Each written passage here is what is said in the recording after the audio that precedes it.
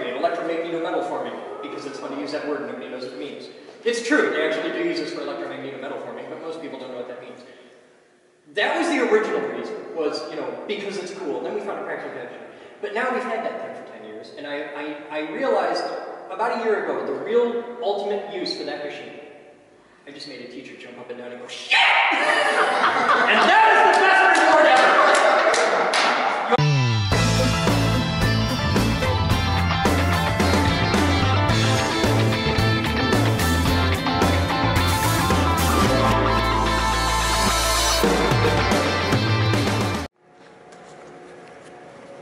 Hello campers and welcome live, 0950, 8 hours on January 12th, 2015. It's Monday, Josh is rocking out. It's garbage. Huh? It's garbage. You're not throwing that away, right? That's just a motivating stick. You obviously have not seen the cricket bat of truth. No, I haven't. We don't need this. Okay. We have the cricket bat of truth. I'll make sure that you get to meet the cricket bat of truth by the end of the day. Oh, so, my morning begins in high voltage where I have to get the damn lifter working again. Every time I get the lifter working, somebody feels the need to trample it. It's delicate. It's made of love and sunshine, and yet people feel the need to just trample this damn thing. So, let's take a look and see if no, this one's not intact. Alright, so I have to make a new lifter from scratch. Hi bros! We gotta make a lifter. Okay? One of those. We got a few spares. See if we can find one that's already made. If we can, it makes our day a lot easier. Okay. What you got? Oh, that's way tall. Yeah, but we can cut it down. Well, let me check it out. Yeah, give me some nippers. I think we can cut it down. Thank you, love. Ooh, look at this. There's stuff. There's parts appearing. Cool. Oh, you're my next autopsy. Yes, you are. I don't want to mess with that. I want to mess with that bad. This is a turbomolecular vacuum pump.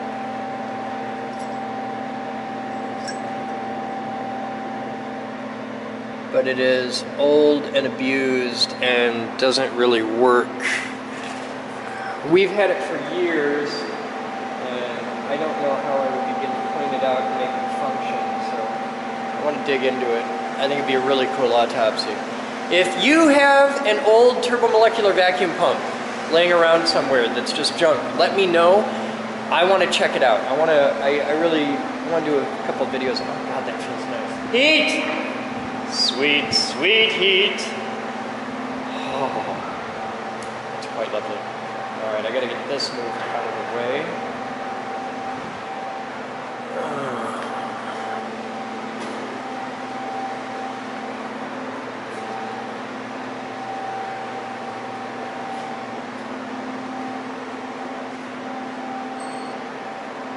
Mad skills, he navigates through the dangers of the high voltage lab. Spin it there. As it glides on awesome Darnell Rose casters.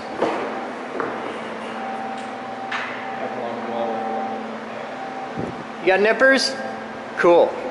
Here, you take the camera. We'll do some arts and crafts here. Thank you. Those aren't nippers, those are dikes. They'll work. Nipper was the name of a famous personality, a famous television personality. Can you tell me who? No. The internet might, but I can't. Actually, I don't know that it counts as a television personality. A very, very famous personality. Technically, a dog. Oh. Nipper is a very famous dog.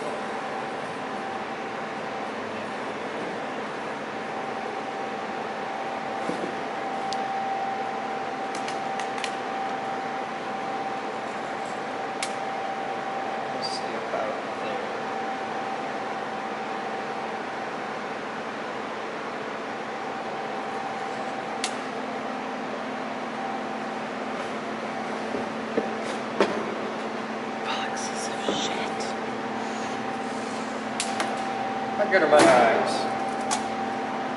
God damn good! That's how good my eyes are. Alright. Ever since I had my eyes calibrated through the Rick Steiner and Iskar system, I've been able to eyeball things within 1/10 of 1,000th of an inch. By sheer eyeball alone.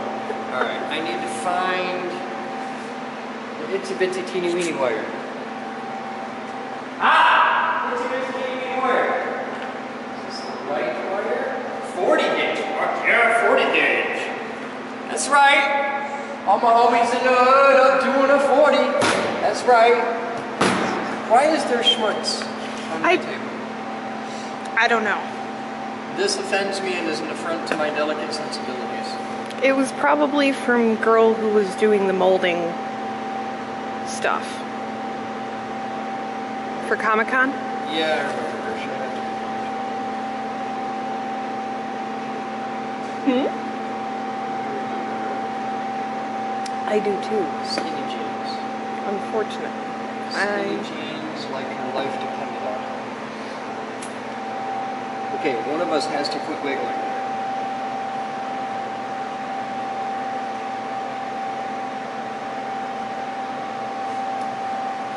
Right there, Rose. That's why I make the big one.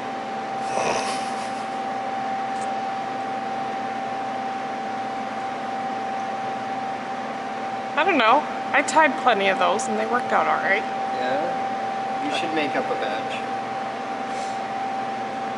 That's what the voices want. The voices want you to make up a batch of lifters.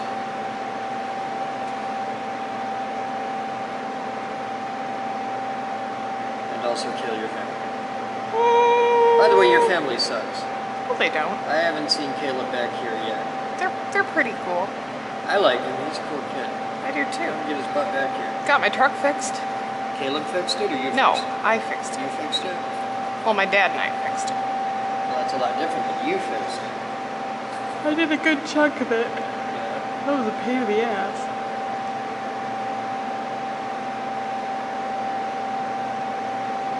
So are you excited and motivated? So excited and motivated. I'd be more excited and motivated if this damn snow would go away. It will. Faster, In March. maybe.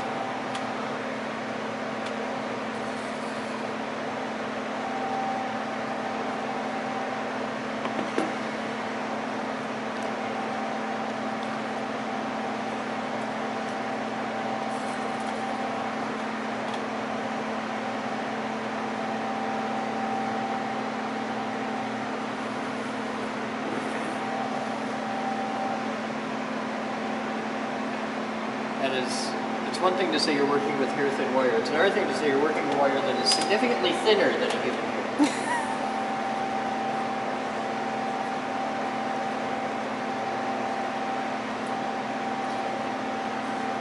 Stuff can cut you quick too. Yeah, this is Like,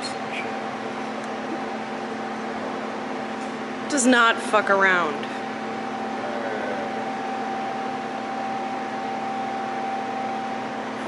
There.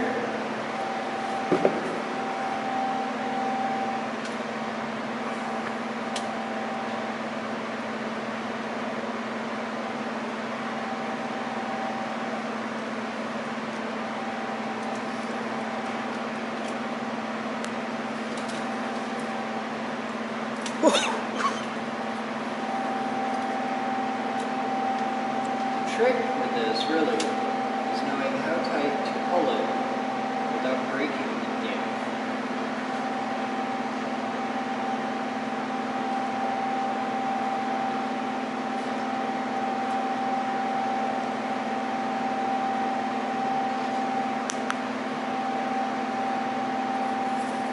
I hate you.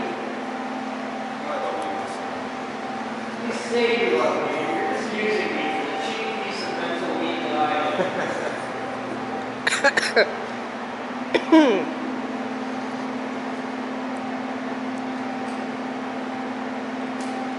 So you know where I developed the skill to be able to do this really effectively? No. Doing carbon coin magic. Hard coin magic? Yeah. Every now and then I have to deal with this invisible thread stuff made out of Kevlar. And that's really where... Is that really thread? This? No, this is wire. It's 40 gauge wire. And if you think that's a thin wire, take a look at this. This stuff's so thin, it's like a bendy needle. This is actually significantly smaller than it. Or at least the hairs of the women I date. But I date rugged lumberjack women like Rose.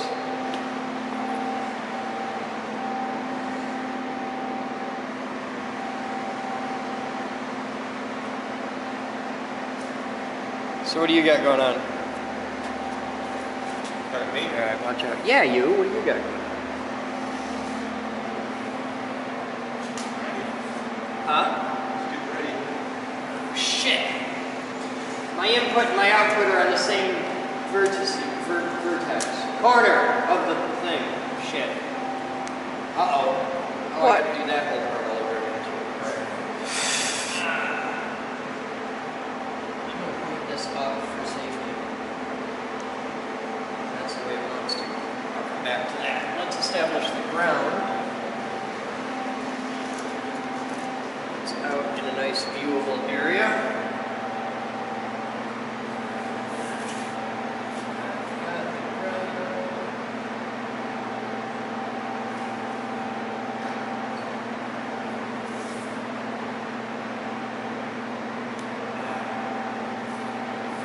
This is really tiny wire compared to the stuff that we're using to start. Okay, it works well.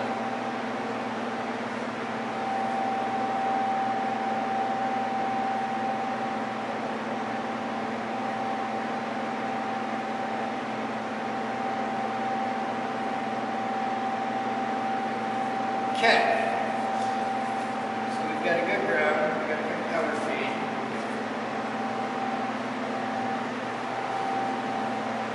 Excuse me. Need to get a new thing of fishing line instead. This is just what we have. We have fishing line and stuff. I see Bush has found a new home. Yeah, that doesn't creep me out at all. Oh, it was when he was in the men's bathroom Watch how you hold. at the... Whenever... For years. Well, someone had propped him up looking out the window, and Yeah. one day I pulled into the handicap lot and looked up for some reason. You've never noticed that before? No, because I had... Years. Well, I never really parked over there. I usually parked out back. No, because for a while Doogie and I were moving Bush around, Oh, okay. and someone had put him back in there, and I pulled into the parking lot and looked up, and I nearly had a heart attack. Like, I screamed, actually. I was really glad no one else was in the vehicle, because the noise that came out of my mouth You was... say you screamed, and what you really did, because I know you, was emitted a high-pitched dolphin-like sound. I was calling orca whales. Don't judge me. They need friends too. I've made a hobby out of judging you for some time now. That's alright. I've returned the favor, so it's okay.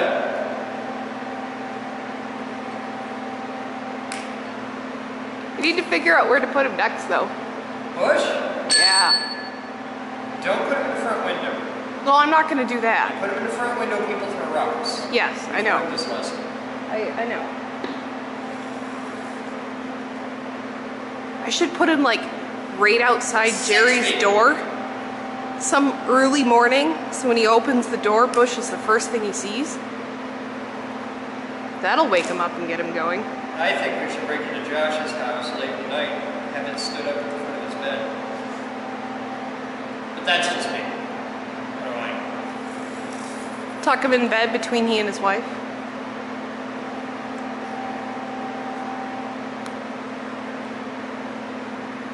Yeah, but the problem with that, it's a lot of commitment. Josh doesn't live close. Josh lives in Grand Haven. Yeah, It's not that far. that's more of a hike than You live I'm... in like Cedar Tucky. No, I don't. I live in Byron Center. I thought you lived in, like, Cedar Springs. No. You should move to Cedar Springs. They're your kind of people. My ex-boyfriend lives there. Exactly. See? They're your kind of people. No. Fun fact, that one ended up being gay. I would not broadcast to the world that you actually turned a guy gay. Pretty sure he was there before. You say that. No. I heard about his high school experience and Yeah. it was like, well, a lot of things are making sense now.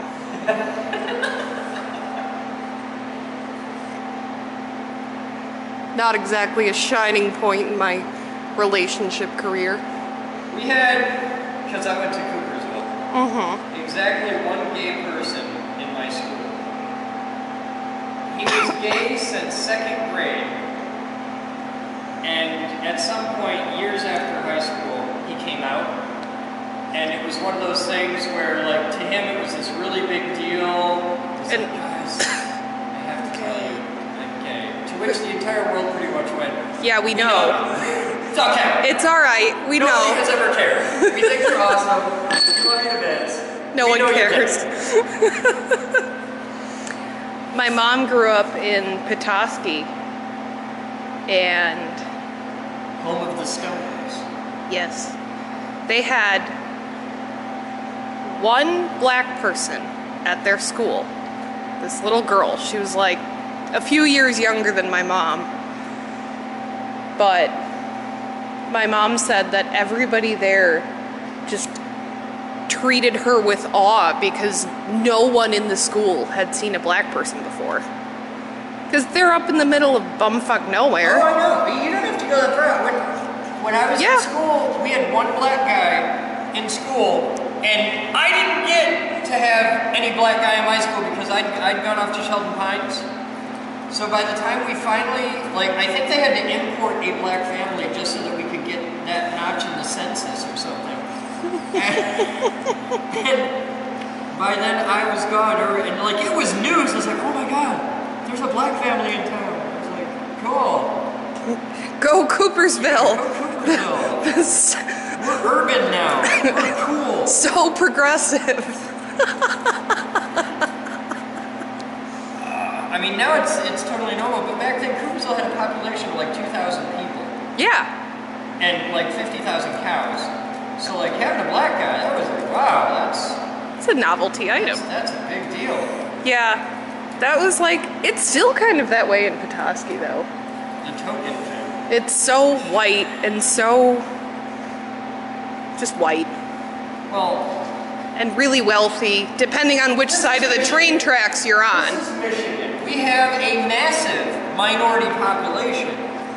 It's just all located in one city. So why do we call them minorities if they like make up the majority of the population in a certain area? Well, that's complicated, young girl. Can I give the standard physicist answer of you just wave the hand and say, this is trivial, and an exercise left to the reader. First, assume No, I demand a full detailed explanation right now. of why they're referred to as minorities. Because the majority of the population of the United States, not the world, the United States, is Caucasian. Which is unto itself an offensive racist term, actually. Comment if you know why Caucasian is technically an offensive term. Mr. Bellatini is jumping up and down right now going, ooh, ooh! I know. Right now he's looking up maps of mountains. It's where it comes from. Good to know. If you know the answer to why Caucasian is a racist term, at some point you're going to mention mountains. Fuck, what? That's why we can't have nice Suck things. at this so bad!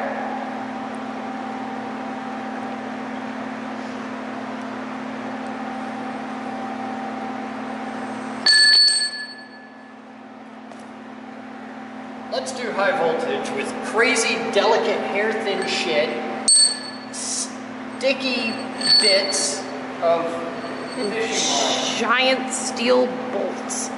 and trip wires everywhere, just for fun.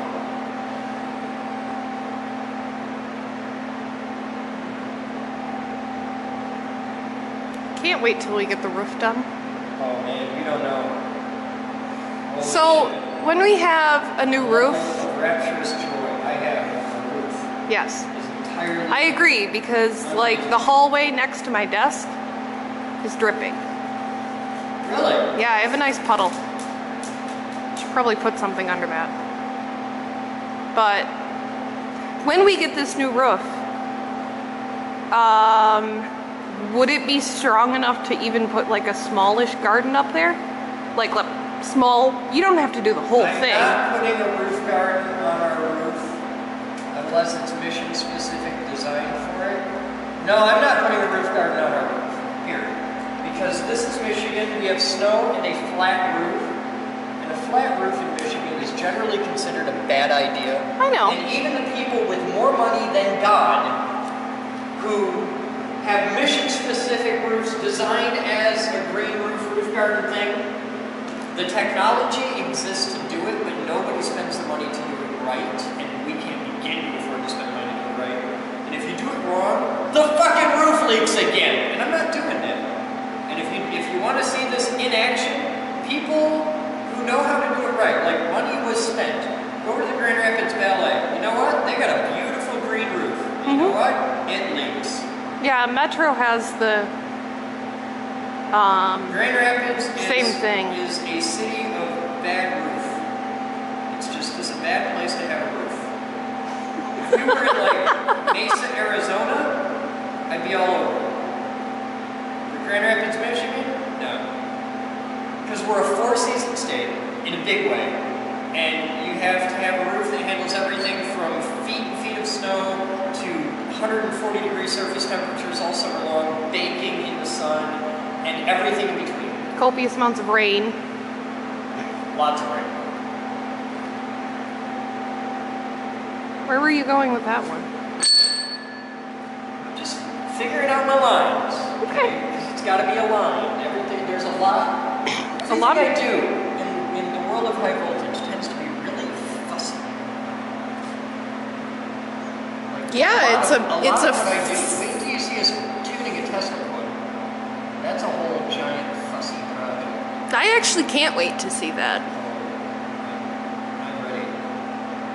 I want to watch you cry. At this point, it's just I want to watch you and Kidwell just collapse into each other's arms, weeping that may actually happen. and gnashing of teeth. No, we've had the gnashing of teeth. Now it's the weeping of joy. First light, then.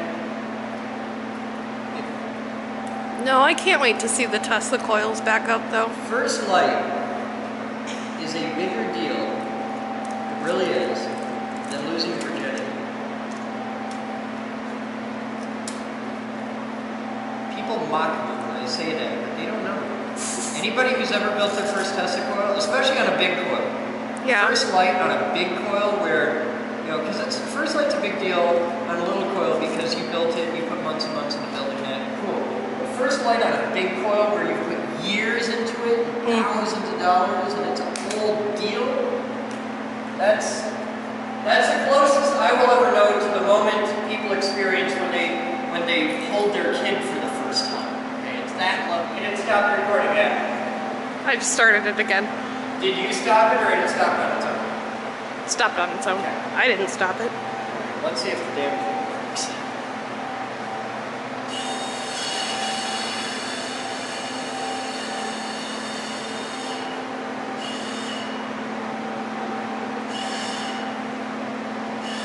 It's doing things. It's floating.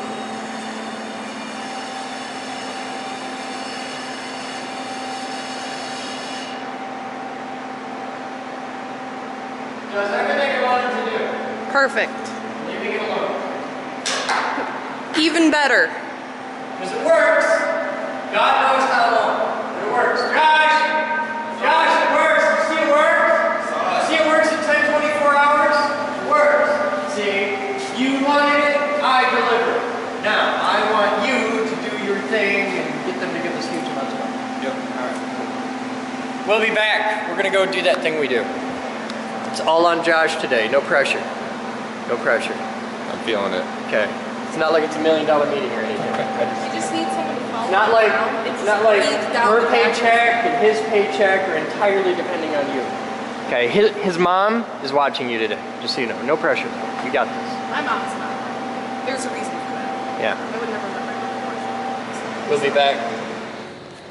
Alright guys, time is 11:47 hours and I'm hanging here with my buddy Batman. Hi. He is awesome. And a lot of people thought the other day when we did this that we had like run the video in reverse or something, and I just wanted to and I had some people commenting about magnets, so that's why we're doing this right here in the cage, because it's all cleaned out and empty. And there's the robot up there, and there's a cage, and there's nothing here. So I'm gonna hand this to you. Alright. Okay. And because I did it silently because I wanted to just speak for itself because I thought it was really cool, and everybody thought that I shot it in reverse. So I'm going to do the exact same thing again and show you the demo and make this happen. Now you'll notice I'm not approaching the ball in any way. I'm way back here. This is all done like this.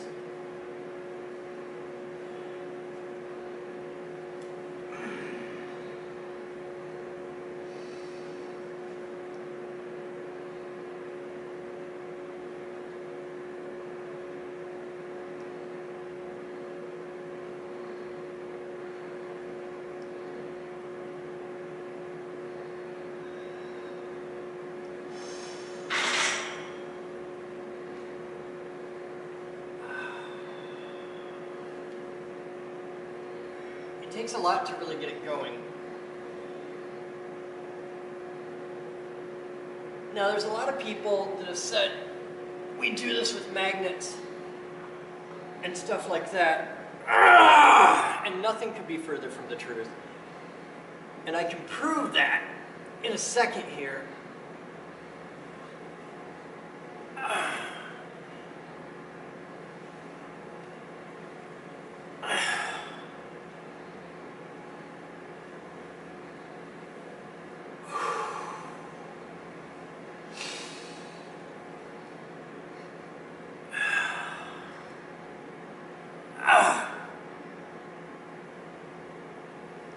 See, it gets a little easier once you get it really moving.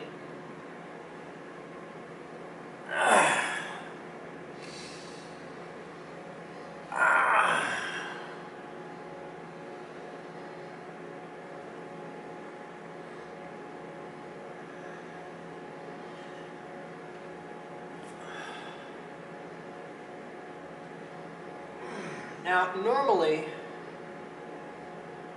that's all we show for the demo, but because of all the haters and all the commenters and all that, if we were doing this with magnets, it would just like it would snap up really quick and easy, and then we turn the magnet off and just die down.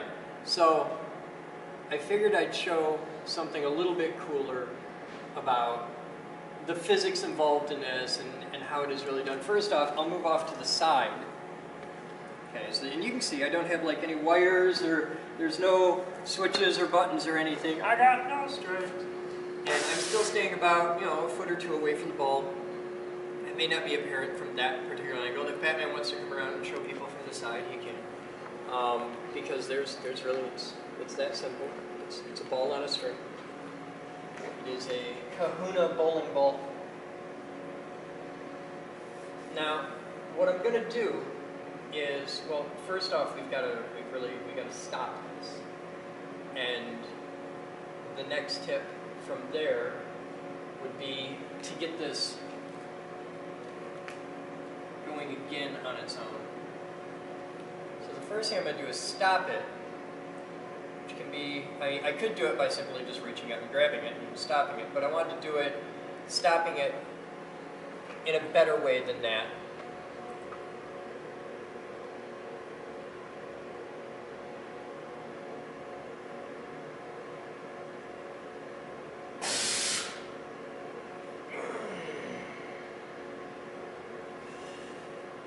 So you'll see that it loses energy now.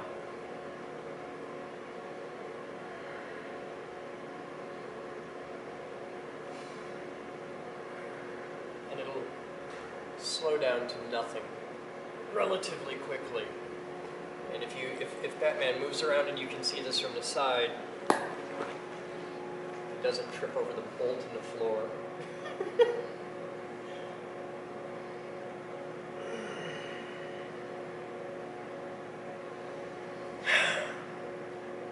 And you can see it's really losing energy now.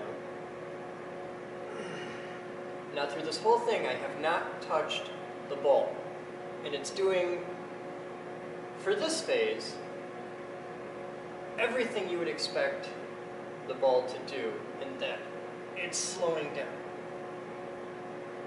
Now if I had run the video in reverse, you would see, you wouldn't see the whole cycle. I missed that one.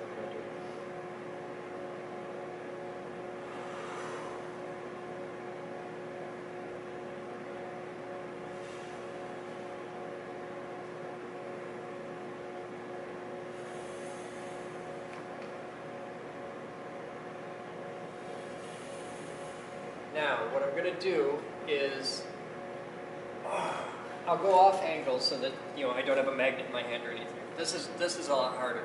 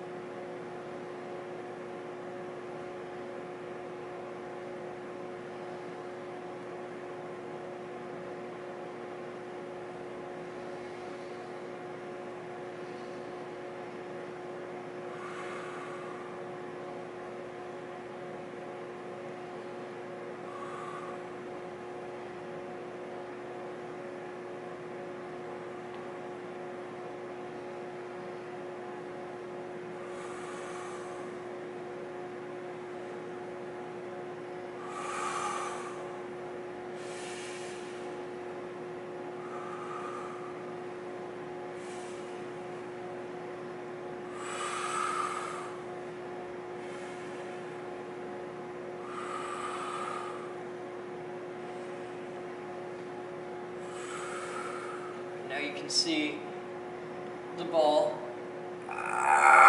is moving again.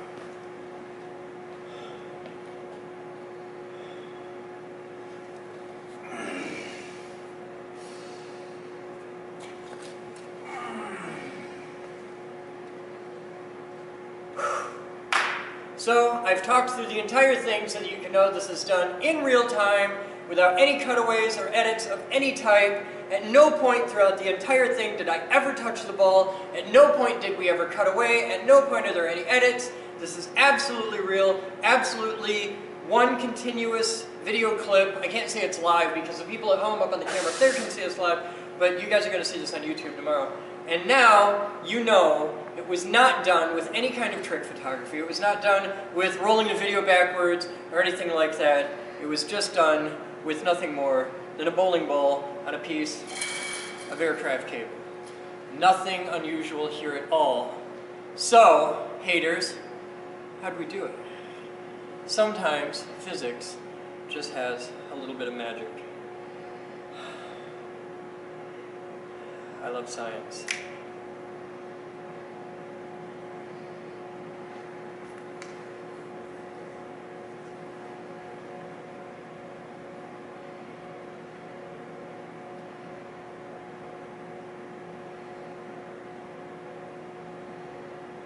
Oh, I gotta talk or they'll think I'm rolling the video backwards.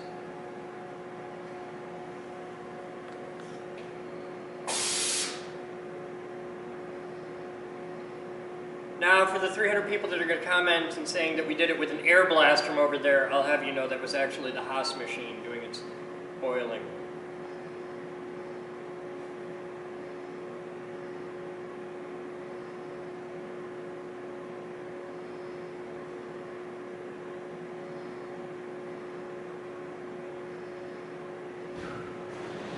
And that's the HVAC unit coming on. There's a lot of things in this room that move air. So there's no magnets, there's no air jets, it's not the Coriolis effect. I don't think people are going to believe how it's really done.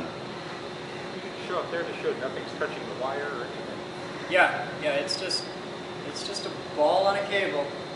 Oh, there's a carabiner in there too. The funny thing is, this isn't one of the really sexy missions. Oh, I gotta go to work.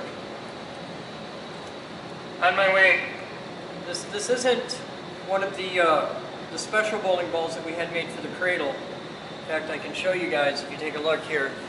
This was actually drilled for a person at one point, and I don't know if these are part of the original or if these were things that reduced the size to fit another person. It's resizing. It's resizing? Okay. I don't know much about bowling balls, but it says Kahuna on it. For someone's name.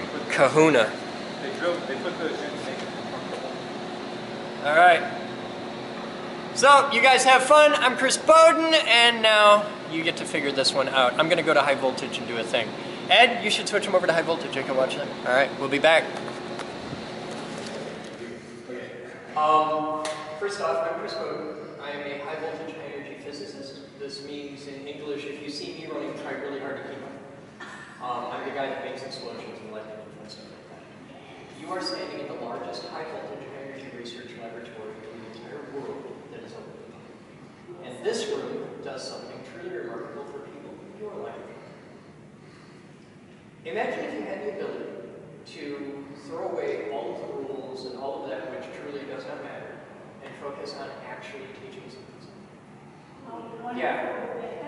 All of you at some point in your lives got to, probably in 3rd, 5th grade, whatever, go to the museum, right? And all the kids love it. Field trip, yay, right? Going to the museum is like going to my grandmother's house. It's cold, it smells funny, and you can't touch anything. I think this is fantastically stupid.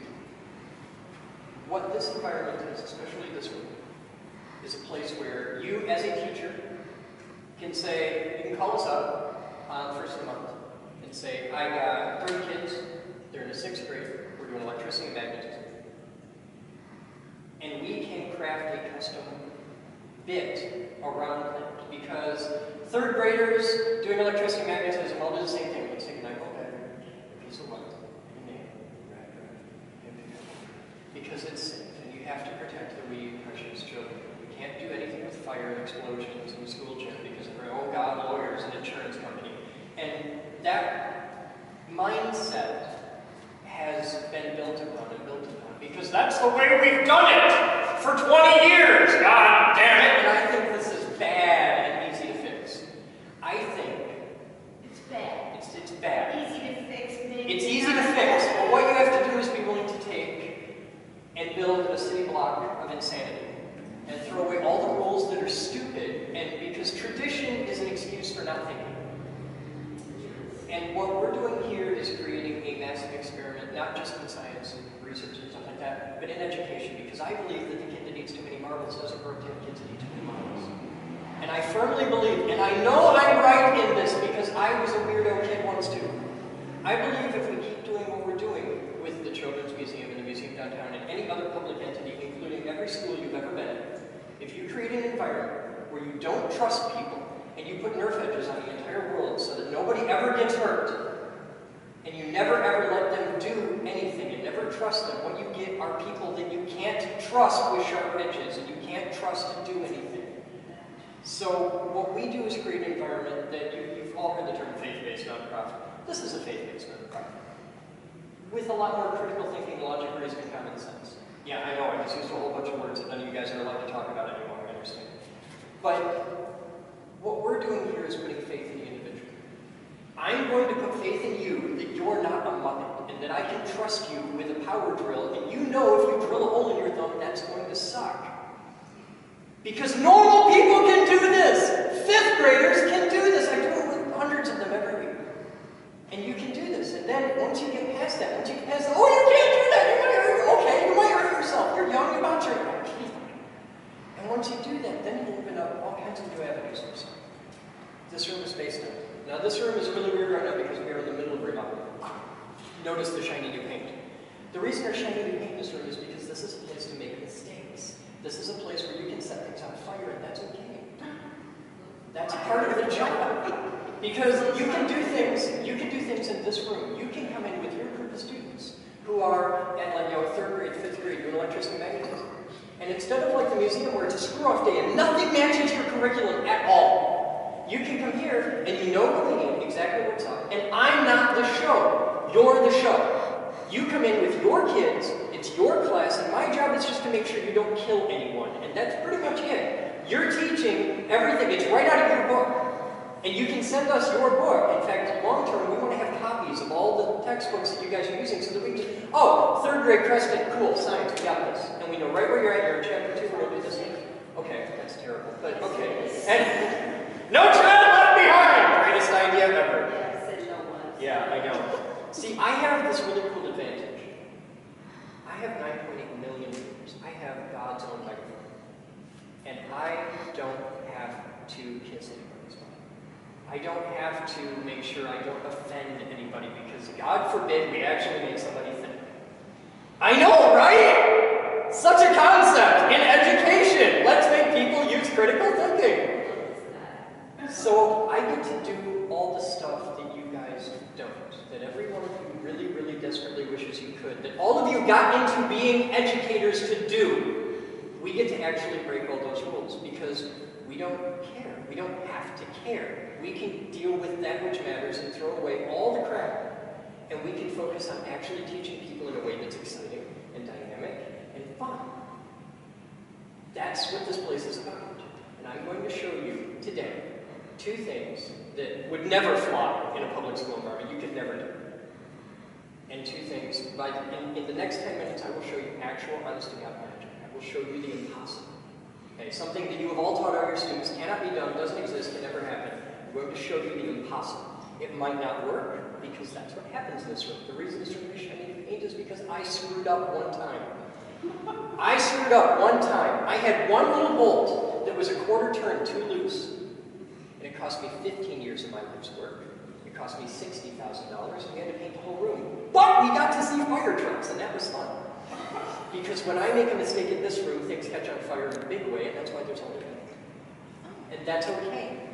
That's the point, is to create an environment where it's okay to make mistakes, where not everybody finishes first. And you get to actually do real science. And real science isn't nice and tidy, and we don't know how it's going to end. And that's the point, is we don't know, we have an idea. Yeah, and then we do experiments. And if you can't test it by experiment, then there's no point in arguing over it. And that makes me real big fans with my neighbors. So, let's see. One of you guys has been you. Who should I let push the big red button of science? You trust me? We got winners. Alright. This is the big red button of science. You have one job. In a few moments, you're going to hear this sound 3 times. After that, I will say clear to fire. When I say clear to fire, you step on the button. Don't do it before that or everybody dies. Okay? So, no pressure. Also, you're doing this in front of 3 different cameras. And there's a blog camera over there. Okay? Now, to put this in perspective for you, I'm not saying that there's a lot of people watching this, but just to give you some rough numbers, that video will get seen by about 1,000 people tomorrow, and those cameras up there broadcast to every single human being on the internet that can watch a video, which is like pretty much 99% of the internet. Yeah, this isn't YouTube. That's YouTube. Those are actually out live. They're seeing you, they're hearing you right now in real time because we believe that science is all about the spread of open information. You have to have faith. So, you guys get to do something that normal groups don't get to do because I only have 5 people and they're grown-ups. You guys get to go. Come on in, you're fine.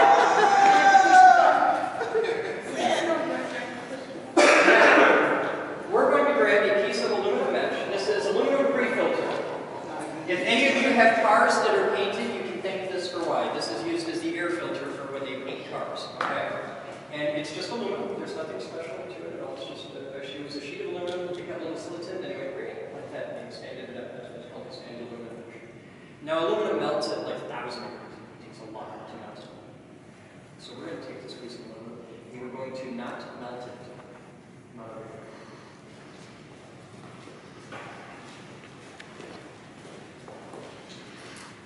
We're going to take this piece of aluminum, go back it up in here, put it right around this hook. This is called the test stand. Now normally we use this device, this is an impulse generator, to do destructive testing, research, all kinds of really fun science stuff. This is the high voltage equivalent of a screwdriver. It's a tool, okay? And you use this to do things. Things happen here. What we have here is a very large collection of capacitors. Think of these like batteries, except where the car battery takes hours and hours to charge and hours to discharge, these go from 0 to fully charged as fast as you can dump energy into them, and they discharge just as fast as you can suck it out. So it's going to take us about 1.5 minutes to charge this. We're going to discharge it in 3,000ths of a second. And all the energy in all these capacitors is going to come through these bloody huge wires up to this switch. Now the switch is encased in macaron. I just like to say macaron.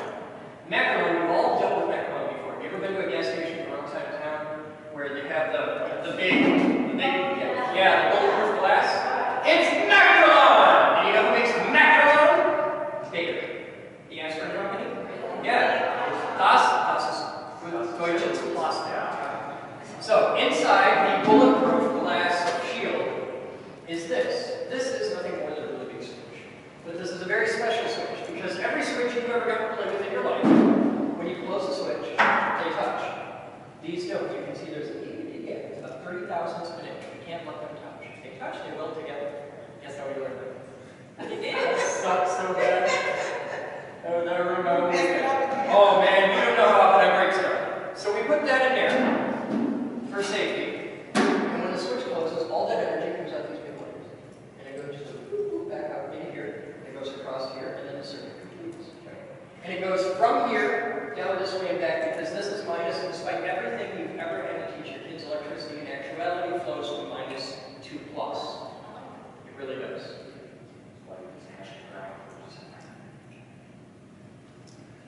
So that's what we got. Now what's going to happen is we're going to dump a lot of energy into this, and it's going to supplement. It's going to go directly. It's going to get so much energy into it that it's going to go directly from a solid to a gas. If we do it perfectly, we're going to really cool smoke ring. So that's what we do. It used to be just to make the biggest explosion I could do. Now I should have smoke rings. So if I get them just right, I can get them all the way up to the heating vent. It's really awesome. That's why this is on an angle, so I can aim this one. I'm a nerd. This is what I do. So let's go out here because you like that? That's temporary. It's been temporary for 4 years, but that's temporary. Did you just get my? Did you do that? No. This is why we keep the next things. All right. I will grab the safety key from its super secret hiding space. You can't see it if you're a 3rd grader. It doesn't even exist. We'll put this in here. Any machine that requires a key that goes to a position of arm, you know you're having a good time. So we're going to go to charge, and we're going to charge this up. Now this is the voltage on the battery. Now think of electricity like water in a pipe. Okay? It's a really good analogy for teaching people about electricity because everybody understands water in a pipe. Voltage is how we measure pressure. Okay, like water pressure, voltage is a potential difference. It's how we measure pressure. Amperage is current flow. Gallons per minute, how big around your pipe is, how fast you can fill that. Voltage times current gives us wattage. In a simple DC circuit like this, 800 volts of battery, DC circuit, is volts times 10 equals watts. Watt is what you can do with it, the unit of power, okay? And there's a really cool story on Watt that you guys should be teaching. The guy that named it after, James Watt, isn't the guy who actually invented this invention, but he was a Scottish janitor. Who is now, he wasn't like some lifetime scientist, he's actually a Scottish janitor. So, a regular AA battery has 1.5 volts at about 1 amp, which gives you 1.5 watts of power. The battery in your cell phone is about 5 volts at a couple amps. The battery in your car is 12 volts at a couple hundred amps, because you need a lot of watts to turn over energy. The regular wall outlet in your house is 120 volts, usually at 15 amps maximum. Sometimes the more heavy-duty ones can go up to 20 amps. This is how you know the guy on Craigslist trying to sell you the 5,000 watt stereo for $100 is lying to you, because 120 volts at 20 amps is only 2,400 watts. That's all you have in the wall. You can't have a 3,000 watt amplifier. You only have 2,400 watts in the wall. This whole building uses 480 volts at about 1,200 amps, so big industrial three-phase power. And when you push that button, you will discharge 1,800 volts at about 8,000 amps, which gives us 144 million watts. You heard the term megawatts? That's 144 megawatts, which means for 3 thousandths of a second, there will be more energy going through that piece of aluminum when you press that button than the entire city of Grand Rapids is using at that moment, with every building all combined. This will be very bright, but it will not hurt your eyes. This will be very loud, but it will not damage your hearing at this range. And there will be so much energy released that you will actually feel a shock wave in your chest. You'll feel it thumping. That's why we call this project Thumper. Yeah. It has nothing to do with the little bunny rabbit. So, are you ready? Okay, everybody step up. Huh? I do this 10 times a day. I got one. Okay, here's the scientific system for this. Make pinkies. Okay. Hands back and put your fingers in your ears. I can give you a pair of these. It won't mess up that. I just can't do it because I can't plug my ears. I have to push the button. There's a safety. It's like a missile firing. I go with this button. She has to step on that. This is why you can't push the button early. If I go to fire right now, step on the button. Because everybody dies. All right, you ready?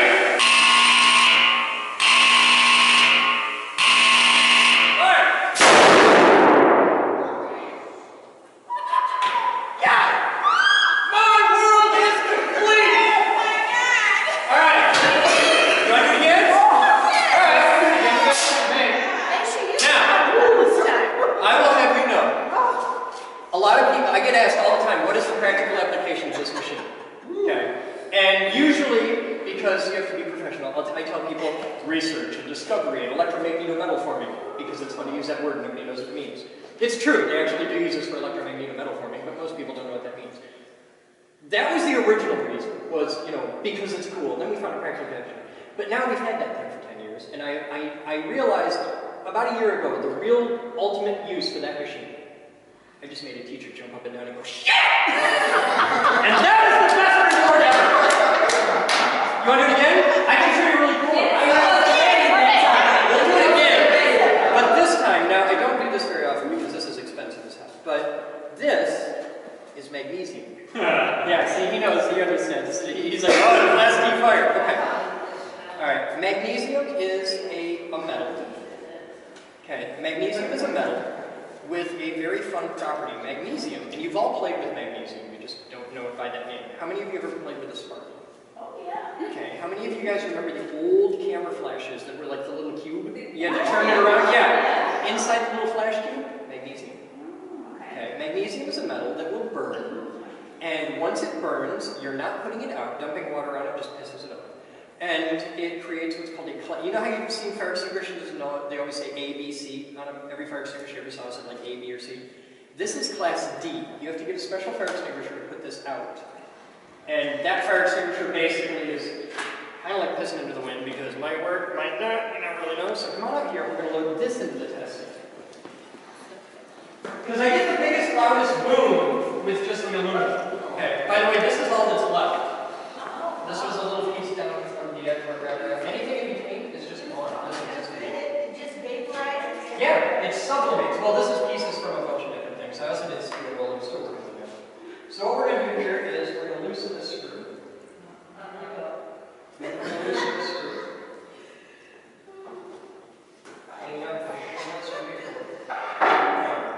See, you're having fun now, aren't you? Imagine being able to do this with glass. Okay. Now we're going to full load this right here. We'll just tighten this down.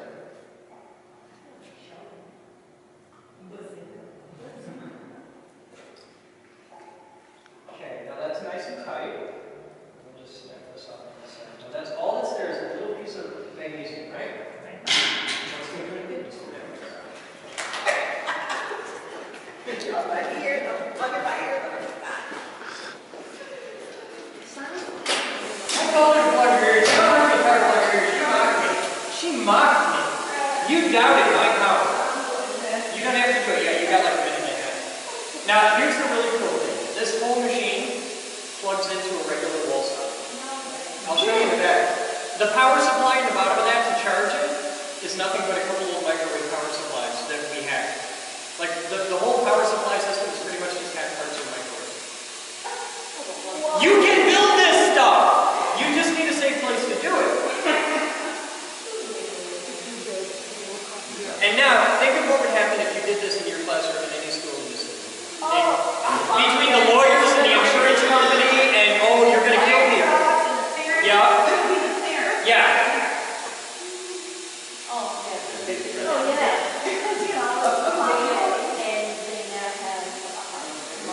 What is the light bank up there? I mean, obviously it's indicating. The light bank up on top is actually a current limiting resistor. We're using the lights as resistors to limit the amount of current coming into the machine to charge it. Otherwise, because remember I said those will charge as fast as you conduct energy into them? Without that, it'll just suck energy out of the wall as fast as the wall can give it, and we trip the breaker. So we can change the number of light bulbs to control how much energy we draw from the wall. That's why it takes a minute and a half to charge. And then as it dim, is it kind of like they're equalizing in some fashion, or what does that mean? Well,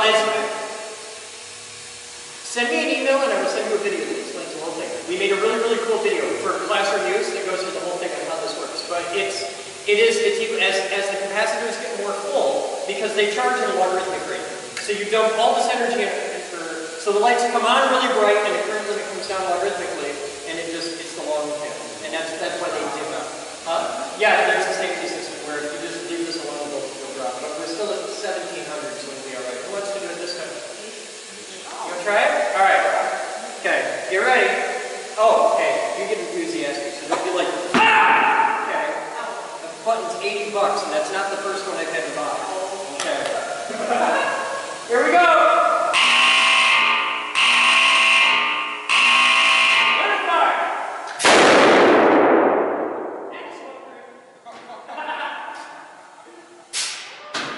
Now, that time it wasn't as loud because we didn't engage as much air, but it was a lot brighter because it was making sound. See? So, I promised you I would show you two things. I promised you I would show you something that would never fly in a school, never. And I also promised to show you the impossible. I'll tell you this. I'm about to charge that up to 75,000 volts.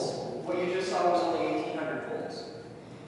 And that 75,000 volts worth of AC power will jump about this far, which means you don't actually have to touch it to die in a screaming lobster-style death. So stay where you are. You're totally fine where you are.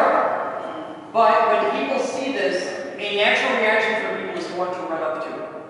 If you do that, you will die, screaming, and it will hurt the whole time. But what you're going to want to do is watch this. Sitting up there is, well, I happen to have a representative example of it.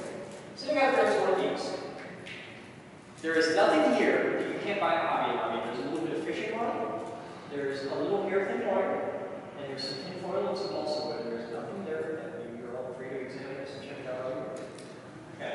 And that does have weight, right? You can feel that is a heavier than air thing, right? That's not like a balloon. Okay. Watch this. Wait. I'm going to go over here because I have to plug things in and show you. Control system is on. Batman, check your time on your clip. I already started the new one. Okay. Alright, now, what we have here is we have the device. You know you're doing real science when you refer to something as the device. Okay, we have the device. It is connected to this big swinging ball. The big swinging ball goes up to the insulators, and then to the transmission line, which is totally not a $5 name for a wire, but across the transmission line, down to this box. This is a very high voltage power supply. This outputs about 75,000 volts. We're putting 240 volts into it. From over here where I have a really big light dimmer and some inductive current in it. So I'm going to flip the switch, and this is going to make a funny sound as it turns up the big light dimmer. And you all want to watch out there. Here we go.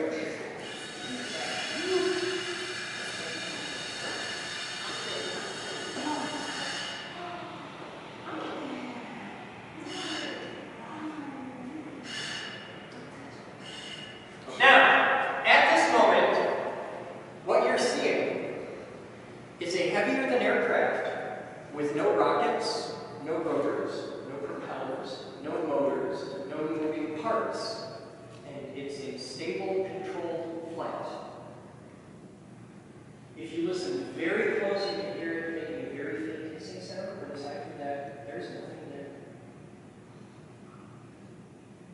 That is nothing more advanced than a kite, and it's in stable, controlled flight.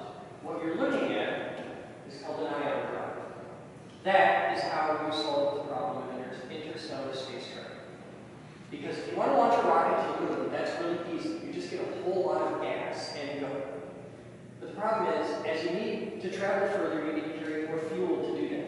And fuel has the cost of weight, and it's very easy to get to a point where you need so much fuel that you can't lift off from where you wanted to leave from in the first place. Because it goes up with the square thing. This is an electric motor. It doesn't generate a lot of thrust. If you have like 50 mice fart all at the same time, that's about how much thrust you're getting out of it. But all you need is a mouse fart if you're out in space and there's no gravity. Just a little mouse fart every few seconds, and you can travel across the stars because you just keep accelerating. That's how you do it. You bring a little tiny nuclear reactor with you and a power supply, and that. A much more sturdy, hardcore bar version, but that is an iron. And now we will land it safely, or reverse the flames, which happens with surprising regularity. Celebrate again.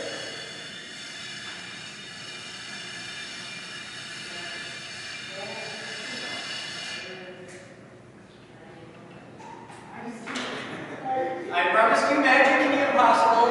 You all just saw something in stable, controlled flight without rockets, motors, rotors, propellers, wings, or anything else. You just saw something with no moving parts fly. Now, it's easy to make something with no moving parts fly, but it has to be a lighter than air craft, like a helium balloon or something like that. That is it. That's the kind of stuff we play with. Yeah, I can do that. Something I should show you. This is control. This is what's coming from. We currently hold the record for the most more powerful than any Tesla made, powered by 200 kVA. But what you just saw, I used a light dimmer, it's called a variac, to vary the voltage up and down. I used this variac step right here. Now that would take enough energy that it could power your whole house quite handily. Let me show you what's coming. Okay.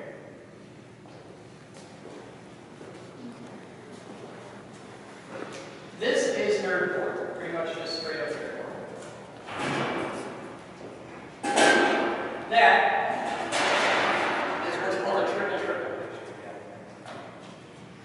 This is, each one of these will handle, at nominal, like all day for 20 years, 30 amps of input energy, 480 volts, 0 to 40.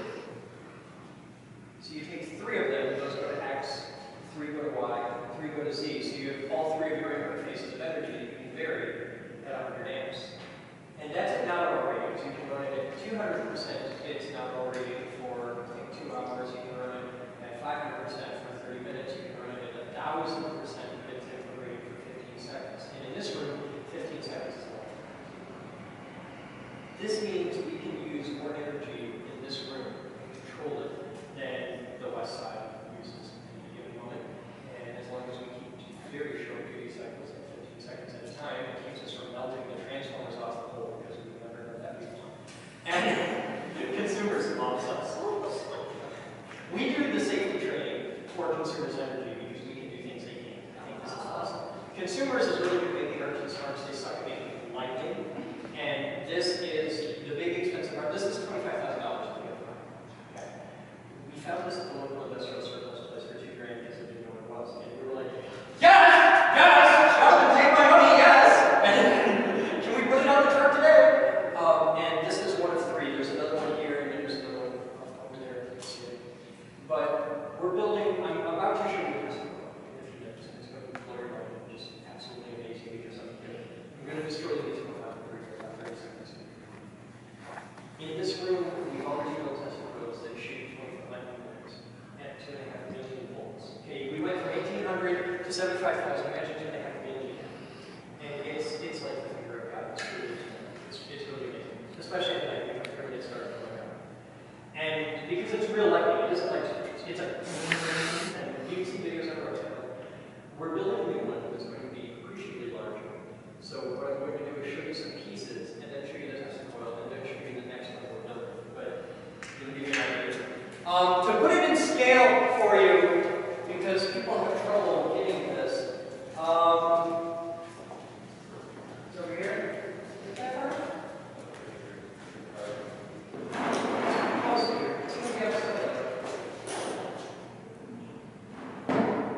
We're getting into a part of the Yeah.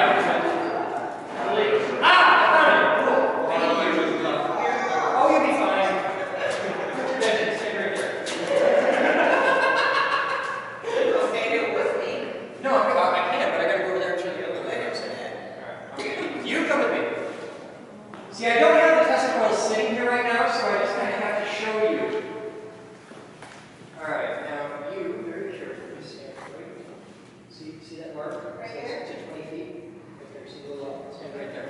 Alright, now, you are both standing exactly 20 feet apart. You're both standing exactly where the twin towers for Gemini used to sit. That's how far we shot lightning in this room. Imagine shooting a lightning bolt in front of a crowd of 50 kids right here, all the way from the tip of your nose to the tip of her nose. That's what Gemini does. It's amazing. Kids know that. You've never seen anything like it. Now, come with me, love. Okay, picture of it. Be careful where you're sitting. There you go, you're safe. Alright, see, she was in danger, so you're Alright, kids, let's go try to find attention. Yep, you can move, we're all safe.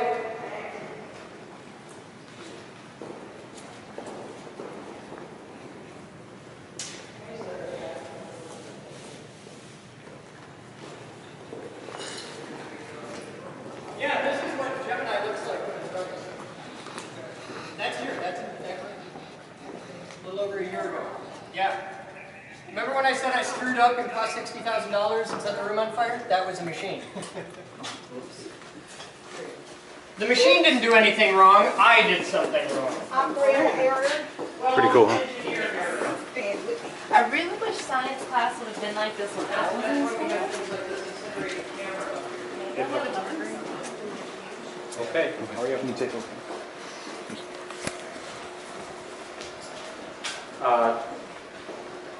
Just that the meeting was canceled and then, we talked briefly, I didn't get anything else. Ooh, there you go. I didn't know anything about that, no, sorry. Alright, now, I'm going to wait till he's off the phone or I'll really mess up this phone call. Howdy yo-yo. Years ago, like 2002, we were just starting out and we didn't know nothing. We had a big demo with a school group and we used to have fire extinguishers everywhere throughout the room. Like, you got the posts down the walls, we had a fire extinguisher on the floor and every post. And we didn't know nothing.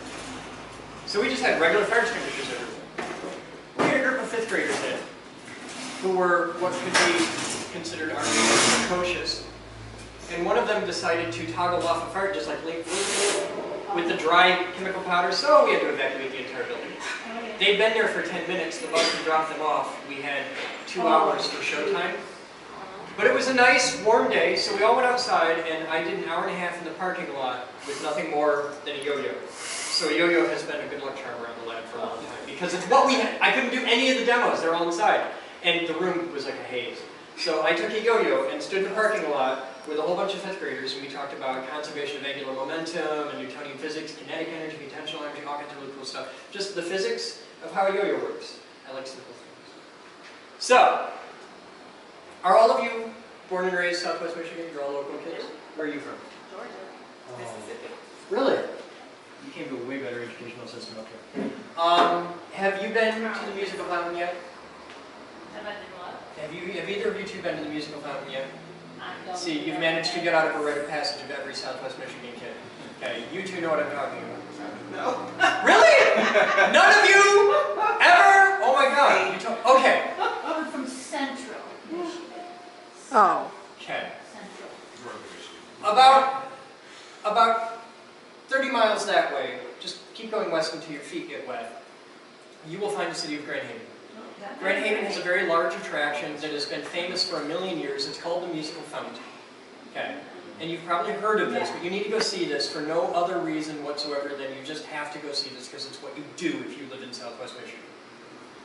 The Musical Fountain is a giant computer-controlled fountain with lights and a really bad audio track right out of 1975. And it's all very painted. Huh? Like the Bellagio water show? Oh, they wish.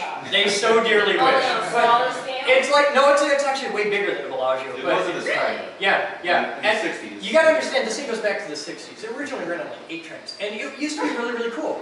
I'm not kidding, it really did used to run on like 8 trains. But it's like the Bellagio. It's water and lights and music and yeah. So, this is what we want to do. This is a modern version of a Tesla coil. Tesla didn't have access to superconductors and things like that, or semiconductors and things like that. This is what happens if you make a Tesla coil digital. What's going on in there? She's washing I them. do not know. Okay, that's fair. Tesla is a car named after a god. I'll teach you about Tesla in a minute. Now come up here.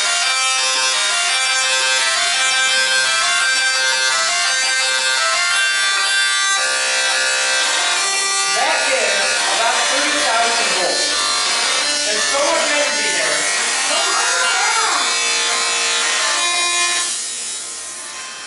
The sound you're hearing is coming from the arc.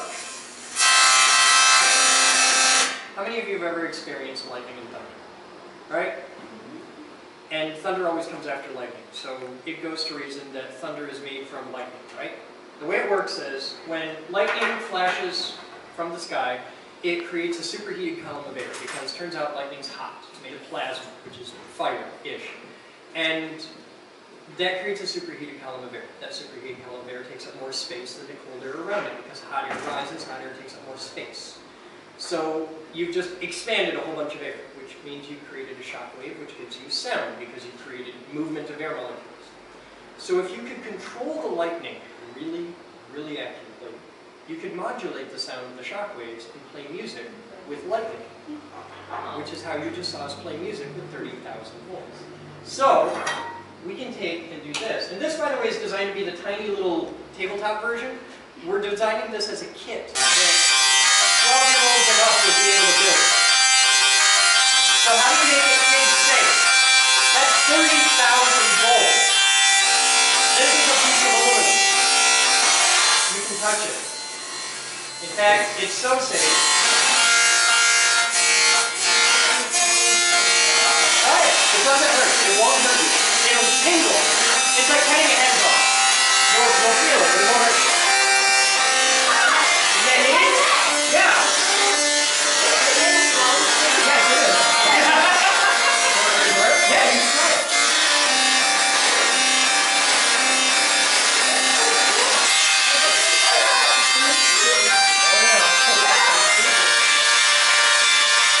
I'm not gonna hurt you. Watch, trust me. Go lay on the side and go right through it. Don't have this arcing bullshit.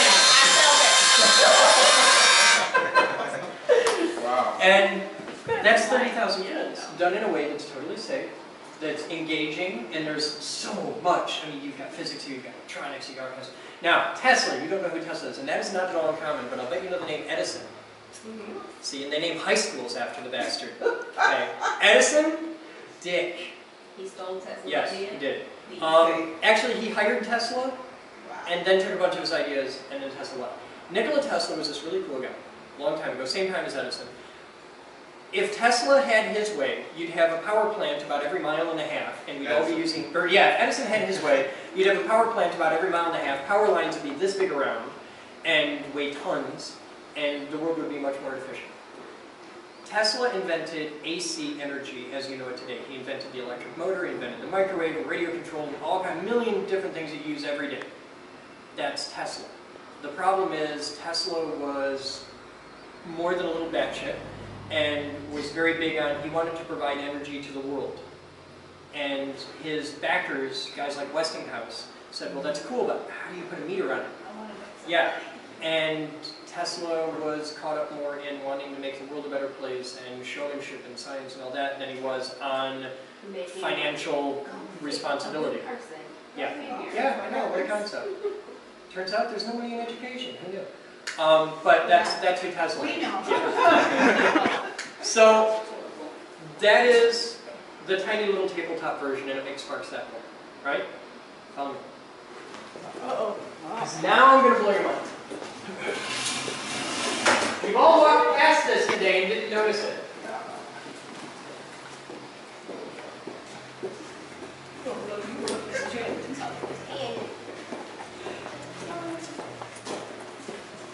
Are you having fun? Yes.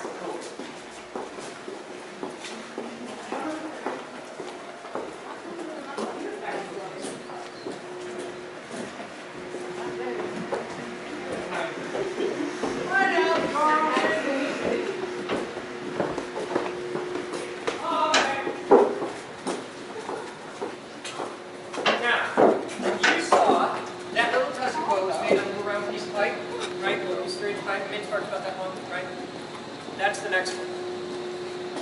See the pieces of pipe? Yeah, the big pieces of white pipe, those are the largest pieces of PVC pipe money can buy. They're about $20,000 a piece. They're 21 feet long, they're about 2 foot thick, and they weigh 1,760 pounds each. We're going to make a Tesla coil so big that it will throw lightning bolts from one end of a football field to the other. And I'm going to make it not just throw arcs, but play music about 2 miles from here. It's going to be right in town. You will be able to bring kids to this. This is something that will, in a big way, create a massive draw for the city of Grand Rapids. And that's what we're doing. And you guys have the power to make this piece. See, everything you see here is in remodeling and just putting together and all that. We have it with every entity in the history of the world. There's always that first hump to really get over where it's like self-supporting. You guys have the power to take us past that point with doing it exactly what you need. This is, you guys are the group that changes everything. And that's what we do. You guys are the group that helps us make this together. Have you been through AV yet at all? Did you saw that? Okay, just saw the IRC and all that kind of thing. Yeah, take them up to the boardroom, show them the shoulders. Alright, it was a pleasure meeting all of you. Thank you. You come bug me anytime. What? I want you to get a pile of... Girl, I have more fun at parties. You don't know. What I want to happen, and this is what you guys have within your ability, is I want to get a massive pile of teachers, because those teachers will bring in the students. And that will, for the first time in 20 years of building this, take us into self-sufficient, doing our own thing, because the teachers are coming in, they're each going to bring 30, 50, 60 kids. How many of those kids are going to want memberships? Yes? And parents come free. You already have CRC. Yeah. And great that. Yeah. I don't know. Oh God, George Ferris, yeah. That's how we do all our innovation. I have people at Ferris like trying to kill each other to get internships here because you've all had an internship. Everybody in education had to have an internship at some point. Imagine if you had an internship in an environment like this. Oh my God. Most places, the intern is the guy who goes and gets coffee and sandwiches. Interns here, like our film video interns, it's a normal thing that, like, on their first day. On Elizabeth's first day, she was hanging off the side of a diesel locomotive, holding a $7,000 camera, trying not to die. That's our first day. Okay. It's not like, oh, we precious, you go get coffee and don't actually learn anything. It's like, no, grab a camera, it's gonna work. And yeah, so you guys go have fun and watch videos. If you want me after I'm around, he'll holler for me, and I'm happy to answer absolutely any questions. Thank you very much. Hey, Evan. Is that paint? Hey, we just got paint from Rust-Oleum. We can paint the other half of the room now.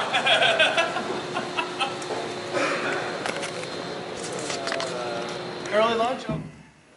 Hi there guys, I'm Chris Boden. Welcome to the Geek Group. It is Monday, January 12th, 2015 at 14:11 hours, and it's time for viewer mail. First one is to Mr. LeMay, who is at his day job right now, delivering crap or pizza to the masses. What's in the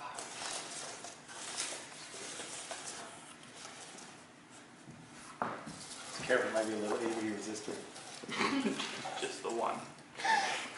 Oh, that box. No. It's something magnet. I don't know what he's got going on, but it's something magnet. Free energy. Huh? And rice for mice. Free energy. Ah.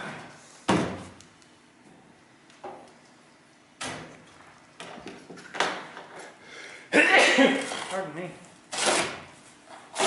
Pardon.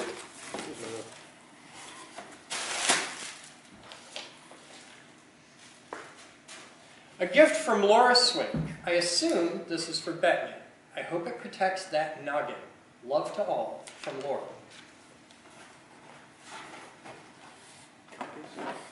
Alright, now I need the chainsaw. Woo! You're one step closer to having a chainsaw. To being a real I have lumberjack. one of these for one. You're such a spaz. Alright, gummy bears for everybody. 2 for you, because the bear moved. I couldn't do that again if I tried. Hey, new intern. That was the new one. I know, where's the other new intern? He's been here. Here, share these Husqvarna. among the interns. One for me. Well, I put the Husqvarna chainsaw on the wish list, so if I'm getting the Husqvarna chainsaw. There are not 3 syllables in Husqvarna. You just said 3 syllables. Husqvarna. Oh, it is. There are not 4 syllables in I Husqvarna. was adding an extra A. Yeah, it's not Husqvarna. To be fair, I was staring at that computer screen for way too long. And I was like, I'd like to point out, Husqvarna makes lumberjack shit like chainsaws and stuff, snowmobiles and sewing machines, and really badass sewing machines. this is going to be useful for other things besides just the chainsaw. I want to set this with headphones for my drum set with that hat. You can get these that have like a radio in it. Yeah, we have. Alright. Sort of.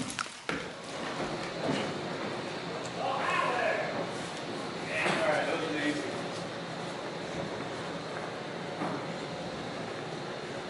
Time is 17:12 hours, and we have made a big, beautiful, clean spot. Look at that. Oh, I got to show you this. You're going to like this.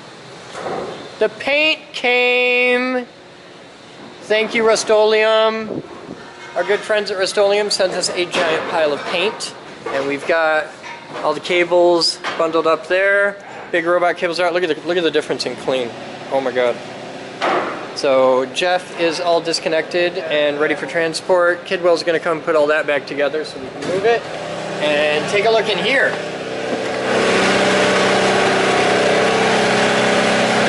It's totally empty.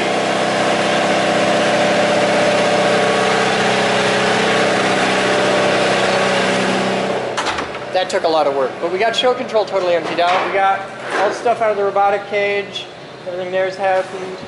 And now we're starting our way down this wall, which was supposed to be totally done today, but Mr. Kidwell's a horrible bastard and screwed everything up. That's alright, he'll be here tomorrow to atone for his sins. And these are going to do really cool stuff come spring.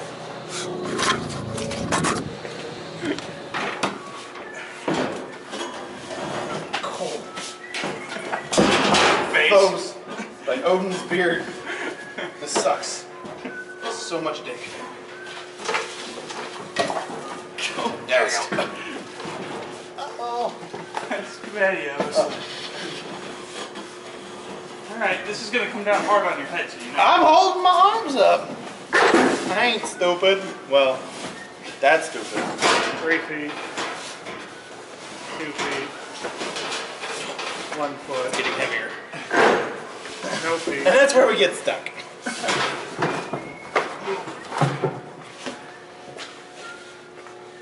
Alright, now the pipes. Right. You want to switch to the front side? Oh, okay, yeah. Hold please. Hold please. There you go. That's Oh, Batman. First the helmet, now this. You're practically a. Yeah, you're getting mad lumberjack points today. I'm a lumberjack and I'm okay. I woke up there and I sleep. And you can't remember the words to the song. Wow. All right, so let's move that up to the lobby. And I want you to do that. Grab it by the middle ring, and it should be all right. And we got to put the ladders somewhere. Where do you want to put the ladders? And we start digging our way through the massive pile of stuff. All this stuff has to wait until the hoist is available to me because all of it will just go. All right. It's too big to move anywhere else. All right. That's why it's in the MD8. How long did they book the hoist for? They didn't book the hoist. They're just using the space. Okay. They wanted the They're warm spot members, to work. right? They're members. All right. Well then, cool. We'll be back.